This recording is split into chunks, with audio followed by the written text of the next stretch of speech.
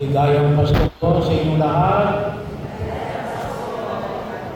Bahagi yun ng ating pagdiriwang ngayon ang pagdiriwang ng isang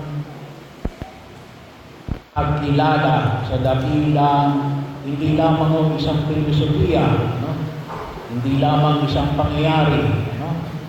Ngunit sa persona na walang iba kundi ang isinilang sa Belen, ang kaganapan ng pangako ng Diyos, ang Kristong magliligtas sa sangkatauhan.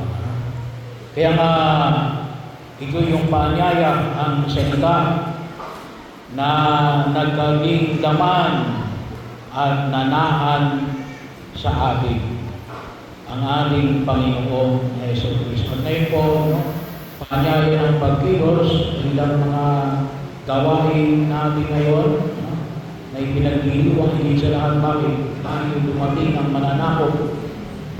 Hindi lang ba siya dumating ang mananakop, no? Dumating siya ng may una,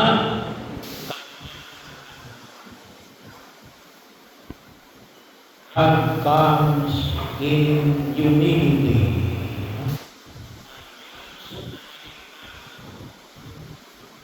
Hindi ipinanganak kung saan sa sabsaban.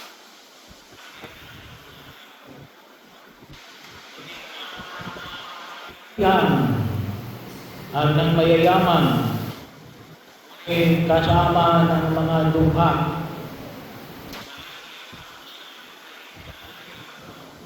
Kung saan sa mga kaya na pinahayag ng saan makita natin yung kanyang ng kalooban. Kaya nga,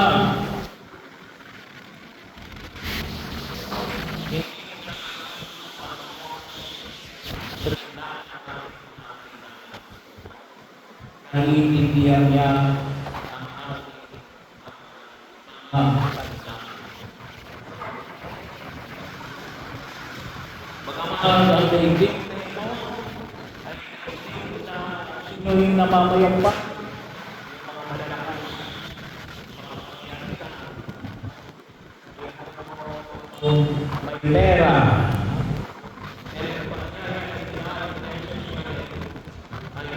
hindi niyang ipakita ng kanyang kababaan ng katulad. Pangalawa, makita natin na dumarating sa gitna ng kaliliman.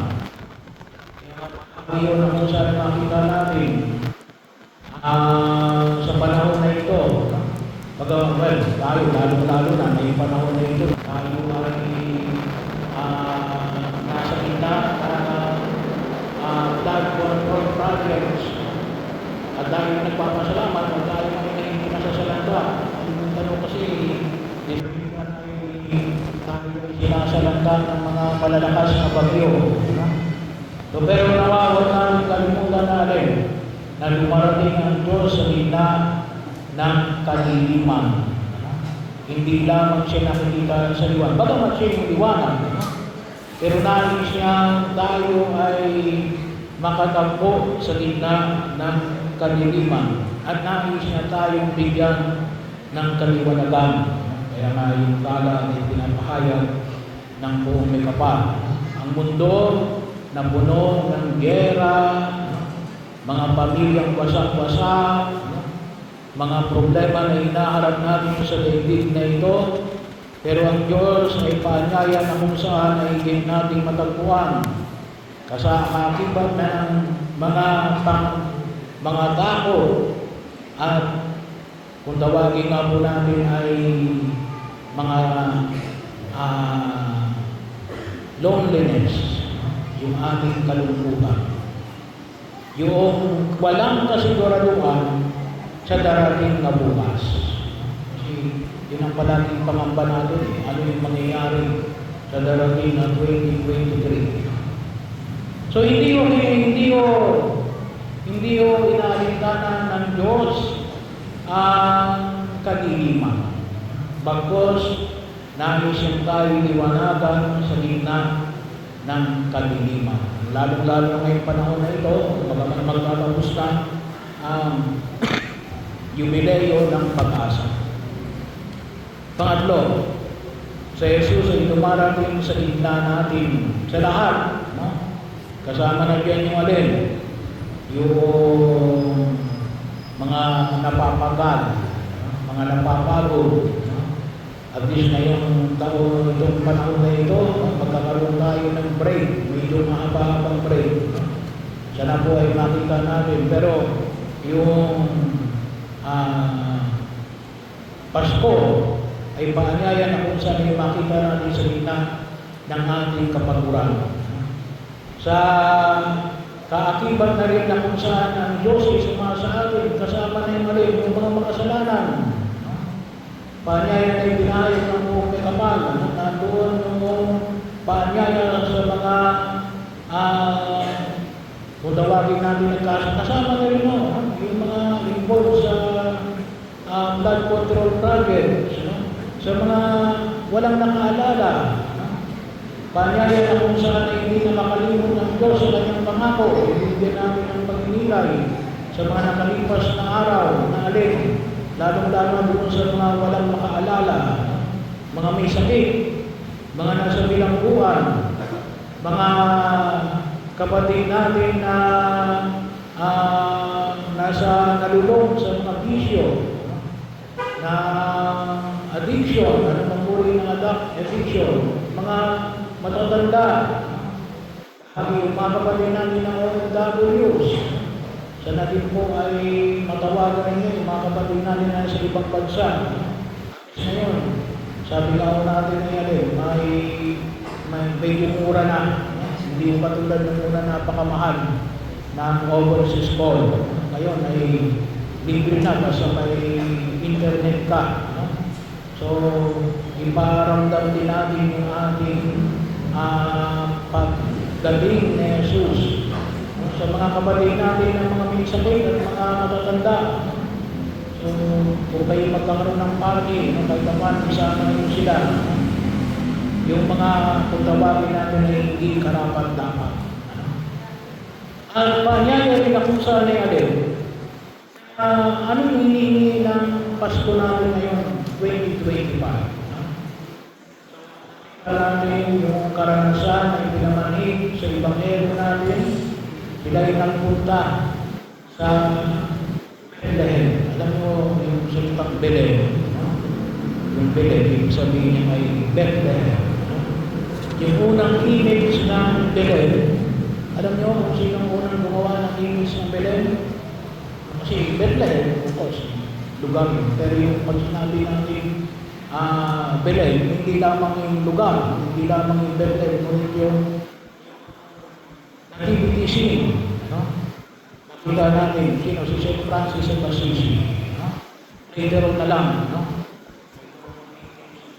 19th century, 1800. So, bahagi yun na kung saan ay pinaalala sa atin ng alin, na makita natin nawa, na katulad ni Maria at ni Jose, sila ay nagpunta sa Bethlehem.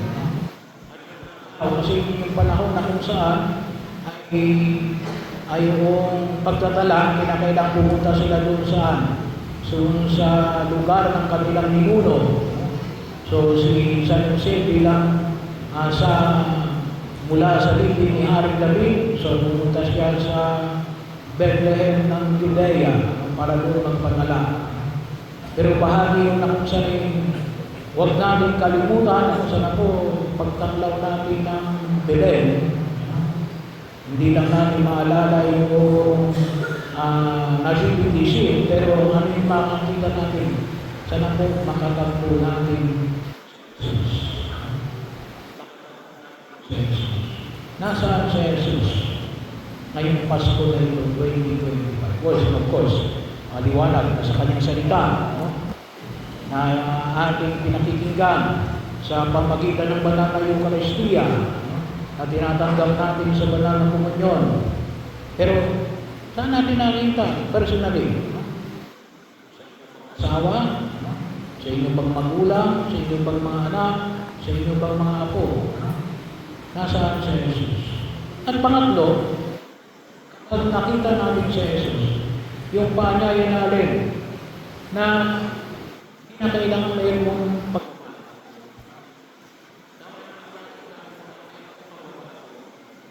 mayroon tayong kinakailangan na ayusin sa pagkilos natin sa daigdig na ito. There should be a conversion of heart. Pagpapanibago. Bakit? Nakita natin si Jesus. At ano yung makita natin pagbabago? Well, siguro po ay lalo nawa tayo mapagpalaban. Bahagi yun na huwag natin kalimutan. Nahirapan tayo magpatawad, hilingin natin sa may kapal, na tayo ay sa oras na kayo nagpapatawad, mayroon kayong pinalalaya. At later on, nakikita ninyo na ang alin, yung inyong higit na pinalalaya ay walang iba, kundi ang inyong sarili. Sabaga, itong Pasko na ito, sana po magkaroon tayo ng paglaya mula sa mga taong kinamumuhian natin at yung mga taong nakasakit ng ating damdamin. Kung nahirapan tayo, humingi tayo ng tulong at awa sa Diyos. Panginoon, Jesus, na nakatagpo natin ngayon sa panahon na ito, tulungan mo akong magpatawad. Ano ba? Pasensya. Kinakailangan namin ng mas malawak na pagpapasensya. Alam niyo kung isa kaya tayo ay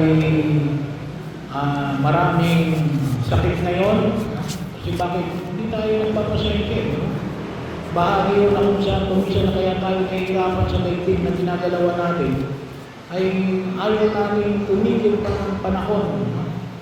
Habaan natin ang ating pagpapasensya. Huwag natin madaliin.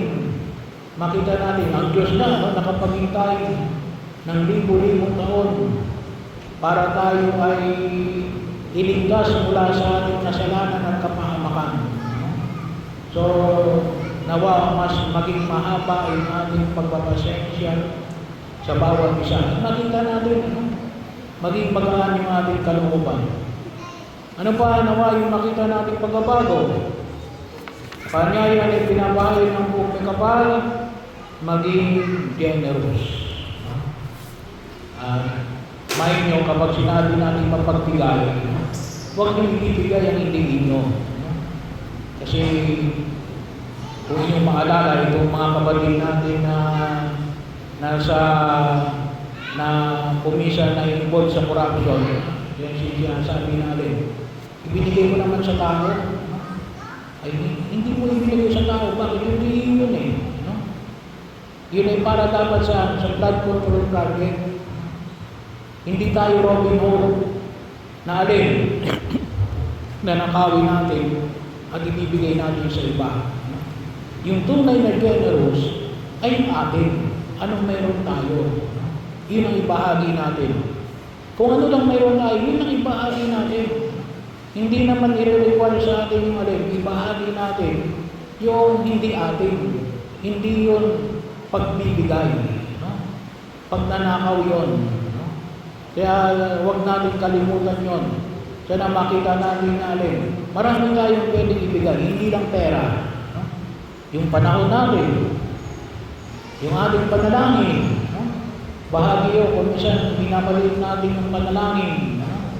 Sabi nga kung minsan, makikita nyo sa mga Facebook page, ayaw natin to offer ngayong regalo, ano rin regalo ko, panalangin. Bakit? Wala eh. So kung wala, hindi wala. Kung mayroon tayo, magbahagi tayo. Kung ano lang mayroon tayo, yun lang ibahagi natin. Yun ay sapat na. At pang-apat, pangaya na kung saan ay pinapamanik sa atin ng buong may kapal, na nawa, no, ay tayo rin ay maging mapagmahal. Lalong maging mapagmahal. Kasi ano ba yung pinagdiriwang natin ngayon? Ang pagbibigay ng Diyos ng kanyang sarili. Yun ang mahalaga. Pagbibigay ng sarili. Kung minsan akala natin nakapagbigay tayo ng sarili kasi malaki ibinigay natin. Baka kasi akala natin kapag malaki ibinigay natin, malaki ibinigay ng ating sarili. Pwede. No? But it does not follow always. No? Sana po maging bahagi natin. Kasi pwede kang magbigay ng walang pag-ibig. Pero yung taong may pag-ibig, hindi ka pwedeng walang ibibigay. Ginawag natin kalimutan. So, ano man ang regalo ninyo, dapat may kalakip na pag-ibig. Huwag kayong magre-regalo ng sama ng loob. No? Magregalo kayo, masama ang loob ninyo. No? Hindi. Ang regalo ninyo ay alin, may kalakip na pag-ibig. Kasi yun ang dinala ni Jesus sa daigdig na ito. At yung hamon na pinaalala sa atin ngayong pong taon na ito, 2025, Pasko ng 2025, panyaya na kung saan din na ang Diyos ay sumasa atin sa panahon na tayo ay marangya at nag-uulsa. Huwag natin kalimutan. Hindi lang ang Pasko sa panahon ng karangyahan. Ang Pasko ay kahit na sa panahon ng paghihirap. Pero, nakita natin si Jesus. Nakita natin yung alin, pagbibigay ng sarili. Kaakibat ng pagbibigay ni Jesus ng kanyang sarili.